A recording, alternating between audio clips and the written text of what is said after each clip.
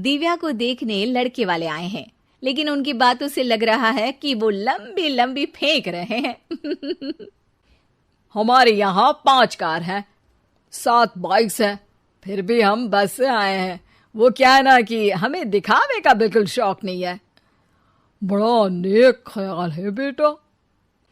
लेकिन खुद की गाड़ी में बैठना दिखावा थोड़ी ना होता है।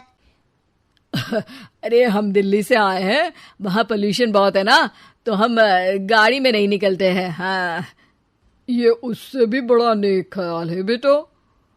लेकिन अगर आपको पोल्यूशन की इतनी चिंता है तो घर में 5 कार और 7 बाइक क्यों रखी है?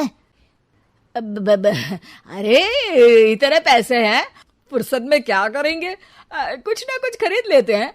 अभी पिछले ही हफ्ते एक हेलीकॉप्टर खरीदने का सोच रहा था। तो क्यों नहीं खरीदा? अरे उसके पंखे हवा ज्यादा देते हैं, हमारी माँ को ठंड बहुत लगती है ना, अब बुजुर्गों का ध्यान रखना पड़ता है ना। अरे वाह वाह, ये तो बहुत बड़ा ऊंचा और नेक ख्याल है। हम कैसे मान ले कि ये लोग झूठ नहीं बोल रहे हैं? अरे हमारा परिवार झूठ नहीं बोलता, दिल्ली शहर में किसी से भी पूछे। अरे छोटो चुप रह, इतने बड़े लोग हैं, झूठ क्यों बोलेंगे? हमारी फैक्ट्री है, और ऐसी फैक्ट्री कि यहाँ ग्राहक आया, इधर सामान बनाया जल्दी जल्दी, और हम हर काम ना जल्दी करते हैं। हाँ वही तो, तब जल्दी जल्दी अपनी बेटी का हाथ हमारे बेटे के हाथ में दे दीजिए। दिव्या के पिताजी दिव्या के भाई छोटू की एक भी बात न मानते हुए दिव्या की शादी दिल्ली के इस फेंकू परिवार में करवा देते हैं। जब दिव्या ससुराल पहुंचती है तब आपकी कार्स और बाइक्स कहाँ है? मुझे बाहर जाना था किसी काम से। कार और बाइक्स? कौन सी कार और बाइक्स? अरे जब आप मुझे देखने आए थे तो कहा था ना कि आपके यहाँ 5 कार्स हैं और 7 बाइक्स हैं। हाँ हाँ, उस दिन थी, आज नहीं है। है? आज कहाँ गई? अरे जिनकी थी वो ले गए। मतलब वो आपकी नहीं थी? आपने तो कहा था हमारे घर पर है। हाँ घर पर थी, बाबूजी का एक पार्ट टाइम काम है कार और बाइक धोने का। उस दिन घर पे 5 कार और 7 बाइक्स थी तो बोल दिया था। अरे झूठ थोड़ी ना बोला है, जैसा था वैसा बोल दिया।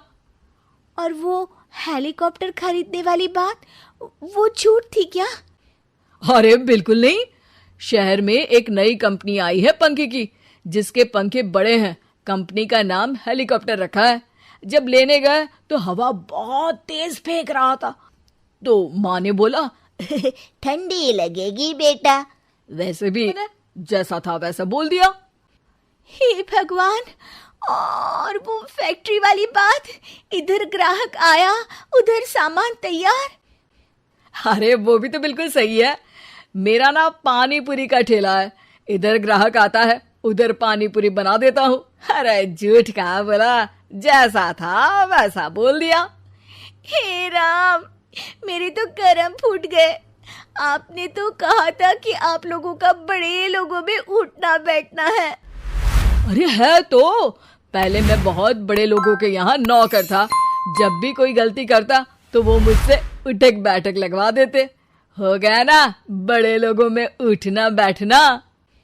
दिव्या अपने साथ हुए धोखे पर रोने लगती है और ठान लेती है कि वो ससुराल वालों को लाइन पर लाकर ही रहेगी और उनकी ये झूठ बोलने वाली आदत छुड़वा कर रहेगी।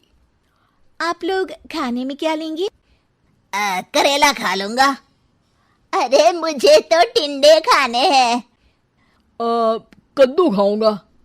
अच्छी बात है, खाने की टेबल पर मिलते हैं। शाम को जब सब खाने की टेबल पर मिलते हैं तो सब देखते हैं कि टेबल पर प्लेट्स में एक पूरा और कच्चा कद्दू रखा है, कच्चा करेला रखा है और कच्चे टिंडे भी रखे हैं। ससुर जी के लिए करेले, आपके लिए टिंडे और श्रवण जी के लिए कद्दू। अरे वो तो दिख रहा है, लेकिन ये पकाया क्यों नहीं है? आप लोगों ने पकाने को तो नहीं कहा था, बस मैंने पूछा था क्या खाएंगे तो आपने ये कहा था कि करेले, टिंडे और कद्दू खाने वाले हैं। ये क्या मजाक है दिव्या, तुम झूठ बोल रही हो। अरे मजाक कहाँ है, आपने कहा कद्दू खाएंगे तो खाइए, ऐसी थोड़ी ना कहा था कि पका हुआ खाएंगे। और वो आप क्या कहते हैं, जैसा था वैसा बोल दिया, झूठ कहाँ बोला मैंने। दिव्या की बात सुनकर, समझकर सब शर्मिंदा हो जाते हैं और उन्हें अपने किए और झूठ बोलने की आदत पर पछतावा होता है। दिव्या समझदारी दिखाते हुए उन्हें सच के रास्ते पर चलने और किसी से मजाक में भी झूठ ना बोलने की सीख देती है और उनके काम में मदद करके उनके काम को और बड़ा बनाने में